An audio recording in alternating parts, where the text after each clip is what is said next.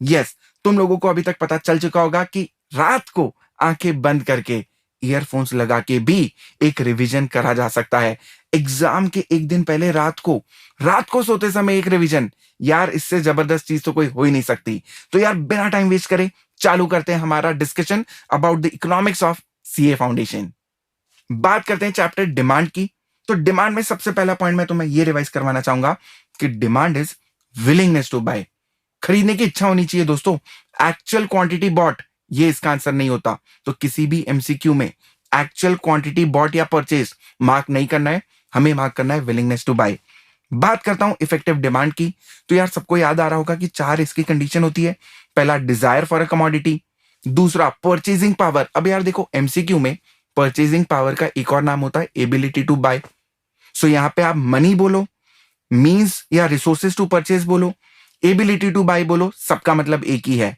Third condition होती है willingness to spend, पैसे को खर्च करने की इच्छा। एंड यार चौथा होता है अवेलेबिलिटी ऑफ प्रोडक्ट, क्या प्रोडक्ट करेक्ट प्राइस पे, प्लेस पे और टाइम पे अवेलेबल है।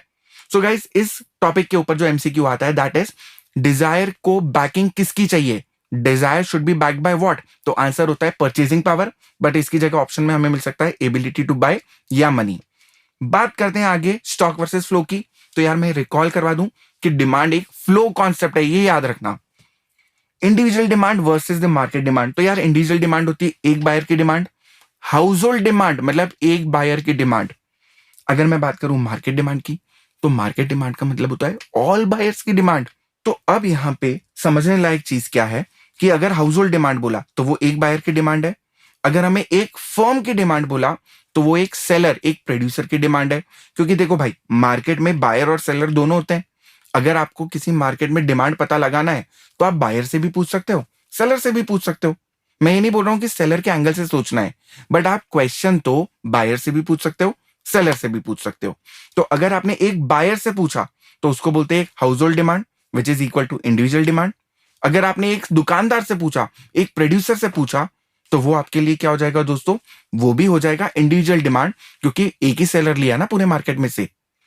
जब आप सारे सेलर्स से पूछते हो तो आपने पूरी मार्केट की डिमांड पता लगा ली, तो ये हो जाएगा मार्केट डिमांड। तो हम यहाँ पे सिर्फ इतने पॉइंट्स याद रखेंगे कि अगर हमें हाउस होल्ड डिमांड बोला तो इंडिविजुअल डिमांड, अगर हमें फर्म्स डिमांड बोला तो भी इंडिविजुअल डिमांड, पर अगर इंडस्ट्री डिमांड बोला ना तो वो मार्केट डिमांड हो जाएगा। अब ये तो था एक इंडिविजुअल वर्सेस मार्केट का डिस्कशन। अब यार सबसे इंपॉर्टेंट बैकबोन क्वेश्चन पे आते हैं, फैक्टर्स अफेक्टिंग डिमांड। तो यार सबसे पहला फैक्टर होता है प्राइस, एंड सबसे इजी यार, प्राइस बढ़ेगी तो क्वांटिटी डिमांडेड कम होगी, प्राइस कम होगी तो क्वांटिटी डिमांडेड बढ़ेगी। एंड यार इसको मैं प्रैक्टिकली समझाऊं तो यार विद्योदय हमेशा एक प्री रिजल्ट बैच लॉन्च करता है जिसपे वो डिस्काउंट देता है। तो जो बच्चे रिजल्ट के पहले ज्वाइन कर लेते हैं उनको हम एक डिस्काउंट ऑफर करते हैं। एंड पता है क्या, जब हम डिस्काउंट देते हैं प्राइस कम होती है तो यार क्वांटिटी डिमांडेड बढ़ती है, सिंपल सी एक बात है। नेक्स्ट पॉइंट होता है यहाँ पे PR, price of related goods. तो भाई दो टाइप के गुड्स होते हैं, सब्स्टिट्यूट गुड्स, कॉम्प्लीमेंट्री गुड्स। अगर सब्स्टिट्यूट गुड्स की प्राइस बढ़ेगी तो डिमांड फॉर एक्स बढ़ेगी, मतलब सब्स्टिट्यूट गुड्स में पॉजिटिव रिलेशन होता है।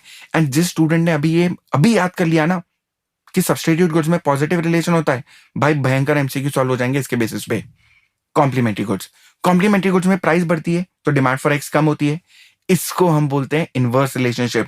तो यार आज एंड टाइम पे रिवीजन पे सिर्फ इतना याद रख लो कि सब्स्टिट्यूट गुड्स में डिमांड में पॉजिटिव रिलेशन होता है एंड कॉम्प्लीमेंट्री गुड में नेगेटिव होता है, इनवर्स रिलेशनशिप होती है, बात खत्म। अगर हम बात करें इनकम ऑफ हाउस होल्ड की, इनकम ऑफ कंज्यूमर की, तो यार दो गुड्स होते हैं, एक नॉर्मल और एक इंफीरियर। इनकम बढ़ने पे नॉर्मल गुड्स की डिमांड बढ़ती है एंड इनकम कम होने पे कम हो जाती है, सिंपल है यार, पॉजिटिव रिलेशन। अगर मैं बात करता हूं इंफीरियर गुड की, तो दोस्तों इंफीरियर गुड्स में उल्टा रिलेशन होता है यार।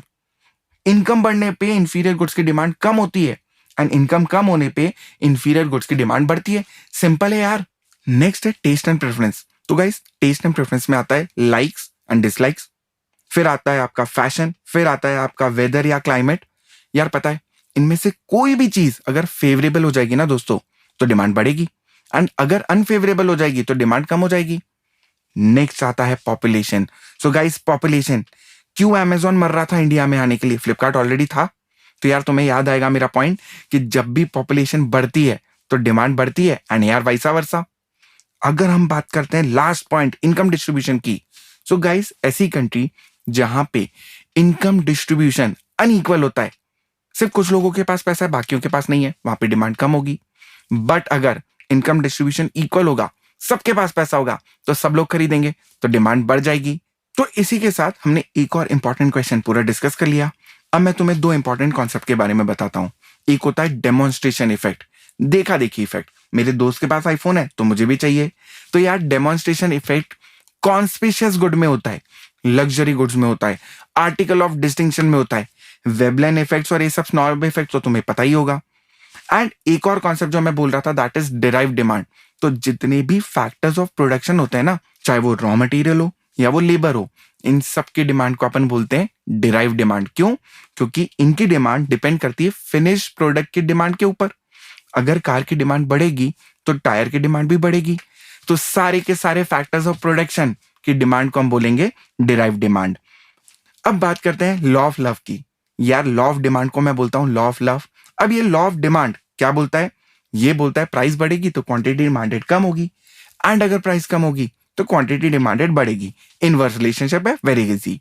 बट लॉ ऑफ लव मतलब लॉ ऑफ डिमांड का जो सबसे इंपॉर्टेंट फैक्टर है या सबसे इंपॉर्टेंट पॉइंट है that is other things remaining constant, जिसके लिए एक लैटिन टर्म भी है, सेट्रिस पेरिबस। तो हो सकता है कि हमारे एग्जाम में क्वेश्चन आ जाए, एमसीक्यू आ जाए कि सेट्रिस पेरिबस का मतलब क्या, तो आप बोलोगे अदर थिंग्स रिमेनिंग कांस्टेंट।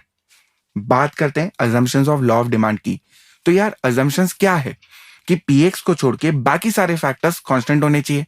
अब तुम बोलोगे कि सर एक बार रिवाइज करा दो, तो यार मैं रिवाइज करा देता हूं। पीएक्स के अलावा और कौन से फैक्टर्स होते हैं? पीआर, वाई, टी, ई, एन और वाई डी। मतलब इसमें आ जाएगा प्राइस ऑफ रिलेटेड गुड्स, इसमें आ जाएगा इनकम, इसमें आ जाएगा आपका टेस्ट एंड प्रेफरेंस, इसमें आ जाएगा इनकम, इसमें आ जाएगा इनकम डिस्ट्रीब्यूशन। एंड एक्सेप्शन भी तो होते हैं यार, जब भी कोई लॉ होगा तो उसके एक्सेप्शन भी होंगे। तो यार एक्सेप्शन की अगर मैं बात करूं तो सबसे पहला होता है आर्टिकल ऑफ डिस्टिंक्शन, मतलब वो कॉन्स्पिशियस गुड, मतलब वो लग्जरी गुड्स, ये कभी भी लॉ ऑफ डिमांड को फॉलो नहीं करेंगे।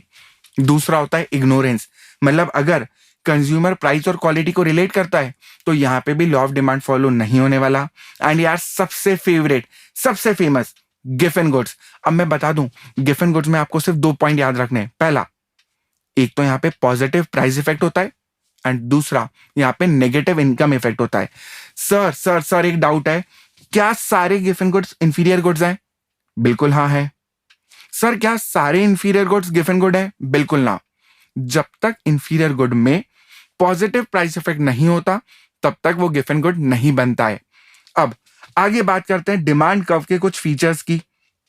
सबको पता है डाउनवर्ड स्लोपिंग होता है, सबको पता है इसको नेगेटिव स्लोप बोलते हैं, बट क्या सबको याद है कि डिमांड कर्व को प्राइस लाइन भी बोला जाता है और एवरेज रेवेन्यू कर्व भी बोला जाता है? तो हो सकता है एमसीक्यू आ जाए कि डिमांड कर्व का एक और नाम क्या, तो आप शान से लिख के आ जाना एवरेज रेवेन्यू कर्व। एंड यार डिमांड का जब आप ग्राफ बनाओगे ना तो स्ट्रेट लाइन भी बन सकती है और कर्व भी बन सकता है, ये हमें याद रखना है। एक और पॉइंट होता है जो मुझे याद आ रहा है कि इंडिविजुअल डिमांड कर्व को जब आप एक लैटरल समेशन करोगे तो आ जाएगा आपका मार्केट डिमांड कर्व। एंड यार इसी से कनेक्टेड एक और टॉपिक है rational behind the law of demand. And यार ये बहुत फेमस है, इसके ऊपर बहुत सारे एमसीक्यू आते हैं। तो बात करते हैं logic of law of demand की। लॉ ऑफ डिमांड ऑपरेट होता है तो क्यों होता है भाई? तो सबसे पहला पॉइंट है law of diminishing marginal utility. And यार इस एंड टाइम पे रिवीजन में इसके लॉजिक को डिस्कस करने की जरूरत नहीं है, आपको सिर्फ हेडिंग याद होनी चाहिए, law of diminishing marginal utility. Second point था सब्स्टिट्यूशन इफेक्ट। एंड यार सब्स्टिट्यूशन इफेक्ट में हमें याद रखना है कि सब्स्टिट्यूशन हमेशा अपने से महंगे प्रोडक्ट का होता है, अपने से सस्ते प्रोडक्ट को कोई रिप्लेस नहीं करता भाई। थर्ड पॉइंट होता है इनकम इफेक्ट। तो यार इनकम इफेक्ट में हमें एक कॉन्सेप्ट पढ़ाया था रियल इनकम का। तो जब भी इनकम को गुड्स में मेजर करा जाता है इसको बोलते हैं हम रियल इनकम। सो यार एमसीक्यू में जो भी ऑप्शन में इनकम इफेक्ट से रिलेटेड में रियल इनकम वर्ड यूज हो वो हमारा करेक्ट ऑप्शन हो जाएगा। एंड यार इसी का फोर्थ पॉइंट है न्यू कंज्यूमर। जब भी किसी प्रोडक्ट के प्राइस कम होते हैं तो ऐसे लोग जो पहले अफोर्ड नहीं कर सकते थे अब वो भी खरीदेंगे। सो एक और logic of law of demand is new consumer. And यार the last point is different uses. जब किसी प्रोडक्ट के प्राइस कम होते हैं तो हम उसके नंबर ऑफ यूजेस बढ़ा देते हैं। So this is the last point, different uses. तो आपको अंदर का एक्सप्लेनेशन याद हो ना हो, आपको 5 पॉइंट अभी याद होने चाहिए। पहला law of diminishing marginal utility, दूसरा सब्स्टिट्यूशन इफेक्ट, तीसरा इनकम इफेक्ट, चौथा न्यू कंज्यूमर एंड पांचवा डिफरेंट यूजेस। अब बात करते हैं कि भाई लॉ ऑफ डिमांड को कौन सपोर्ट करता है। हमारे यूटिलिटी चैप्टर में दो ऐसे कॉन्सेप्ट थे, एक था कार्डिनल अप्रोच, एक था ऑर्डिनल अप्रोच। तो लॉ ऑफ डिमांड को कौन सपोर्ट करता है? आंसर है दोनों के दोनों। आपको इससे ज्यादा डिटेल में रिवाइज करने की जरूरत नहीं है, सिर्फ इतना याद रख लो कि लॉ ऑफ डिमांड को कार्डिनल और ऑर्डिनल अप्रोच दोनों के दोनों सपोर्ट करते हैं।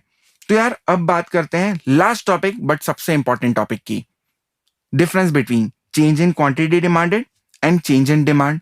तो यार एक बात करते हैं, हम अगर चेंज इन क्वांटिटी डिमांडेड की बात करेंगे ना तो वो तुम्हारा प्यार हो जाएगा तुम्हारे लिए, एंड जो चेंज इन डिमांड है ना वो तुम्हारा पूरा खानदान हो जाएगा तुम्हारे लिए। अब सर क्या रिलेशन है प्यार और खानदान के बीच में, मैं समझाता हूं। चेंज इन क्वांटिटी डिमांडेड, इसको मैंने बोला तुम्हारा प्यार, तो यार तुम्हारे प्यार को चेंज होने की वजह सिर्फ तुम हो, पीएक्स। बट जब मैं बात करता हूं चेंज इन डिमांड तो रीजन है तुम्हारा पूरा का पूरा खानदान, जिसमें पीएक्स के अलावा पीआर आ जाता है, वाई आ जाता है, टी आ जाता है, ई आ जाता है, एन आ जाता है, वाईडी आ जाता है। मतलब तुम्हारे मम्मी, तुम्हारे पापा, तुम्हारे चाचा, तुम्हारे काका, तुम्हारे दादा, तुम्हारे दादी, सब तुम्हारे खिलाफ खड़े हैं। यहां तक कि तुम्हारी गली का जो कुत्ता है ना वो भी तुम्हारे अगेंस्ट में खड़ा है, उसको कोई लेना देना नहीं है, साला बिस्किट तुम्हारे खाता है, बट फिर भी वो तुम्हारे अगेंस्ट में खड़ा है।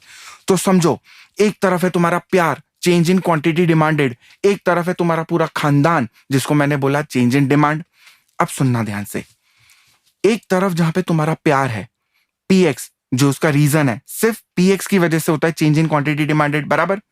जब पीएक्स का तुम्हें फोन आता है तो तुम घर के बाहर चले जाते हो या तुम सिर्फ अपना कमरा चेंज कर लेते हो? तुम सिर्फ अपना कमरा चेंज कर लेते हो। यार तुम्हारे प्यार का फोन आया तो अगर तुम मम्मी पापा के सामने बैठे हो तो तुम ग्राउंड फ्लोर से ऊपर वाले फ्लोर पे चले जाओगे, ज्यादा से ज्यादा अपना कमरा बदल लोगे जहां पे और कोई नहीं होगा। इसको बोलते हैं movement along the demand curve. But यार अगर मैं बात करता हूं खानदान की, चेंज इन डिमांड की, जहां पे पूरा तुम्हारा परिवार तुम्हारे खिलाफ आ चुका है, सो भाई घर बदलना पड़ेगा यार, उस घर में अब तुम्हारा सर्वाइवल नहीं है। तो इसको मैं बोलता हूं शिफ्ट ऑफ डिमांड कर्व। तो यार जल्दी से हम लोग इसको समराइज करते हैं। Change in quantity demanded, reason है सिर्फ और सिर्फ तुम्हारा प्यार, पीएक्स। इसकी वजह से कमरा चेंज होगा, मतलब movement along the demand curve. But अगर मैं बात करूं चेंज इन डिमांड की तो यहां पे पूरा खानदान, गली का कुत्ता भी तुम्हारे खिलाफ खड़ा है, एंड यहां पे जब इतने लोग तुम्हारे अगेंस्ट में है ना तो घर बदलना पड़ेगा। इसको हम बोलेंगे शिफ्ट ऑफ डिमांड कर्व। तो जब भी चेंज इन क्वांटिटी डिमांडेड होगा, इसके दो पार्ट होंगे, एक एक्सटेंशन और एक कॉन्ट्रैक्शन। बट डिमांड में जब चेंज होता है ना तो उसको बोलते हैं इंक्रीज और डिक्रीज। अब जब एक्सटेंशन होगा तो जो पॉइंट का मूवमेंट होगा वो होगा टॉप टू बॉटम, एंड यार कॉन्ट्रैक्शन में होगा उल्टा, बॉटम टू टॉप। अगर मैं बात करूं इंक्रीज इन डिमांड की तो राइटवर्ड या फॉरवर्ड शिफ्ट बोलेंगे, बट अगर डिक्रीज इन डिमांड की बात हुई तो लेफ्टवर्ड या बैकवर्ड शिफ्ट होगा।